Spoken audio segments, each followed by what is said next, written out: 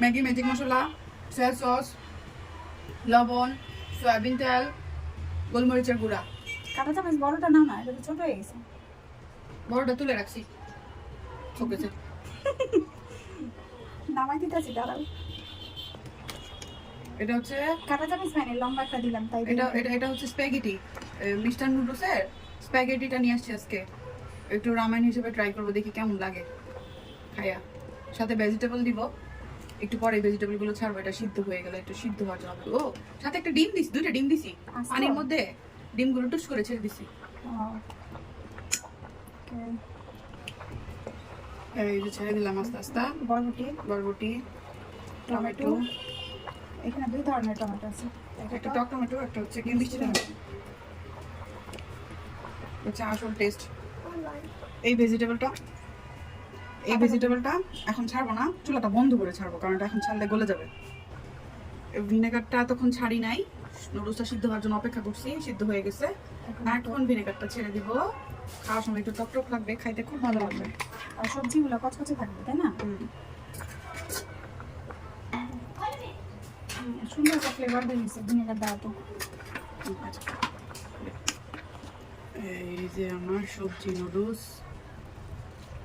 এইভাবে একবার খেয়ে দেখবেন, খুবই ভালো লাগে। এটা দিয়ে বাসায় এটার পাগল সবাই। এটা দিয়ে আজকে ডিনার হয়ে যাবে, আজকে রাতে কেউ ভাত খাবে না। হ্যাঁ, এটা হলে যেদিন এটা রান্না, এই যে ঝোলটা সুপের মতো গাঢ় হয়ে গেছে, বয়েল হয়ে গেছে, নামাই ফেলি। এই যে চুলা বন্ধ করে দিছি। এখন এই পাতাকপিগুলো ছাগলে করে চাবা চাবা খাবো খাওয়ার সময়।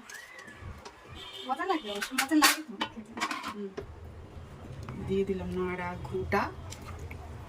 না খেলে বুঝবেন না এইভাবে খেতে কি মজা। কাঁচা কাঁচা সবজি, পাকা পাকা নুডলস। যারা খায় তারা আসলে এইভাবে নুডলস খেতে কেন যেন খুব ভালো লাগে, খুবই ভালো লাগে। হয়ে গেছে আমাদের।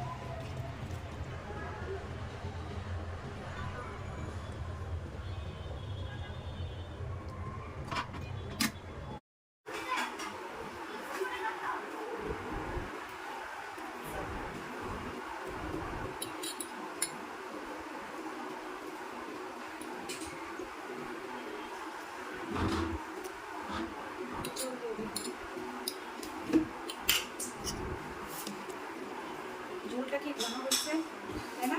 নুডলস একটু ঝুলে গেছে।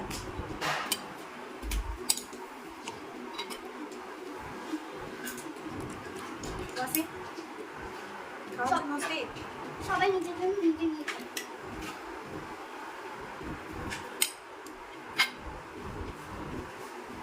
কেমন হয়েছে দেখতে? সুন্দর লাগতেছে না? খাইতে অনেক মজা।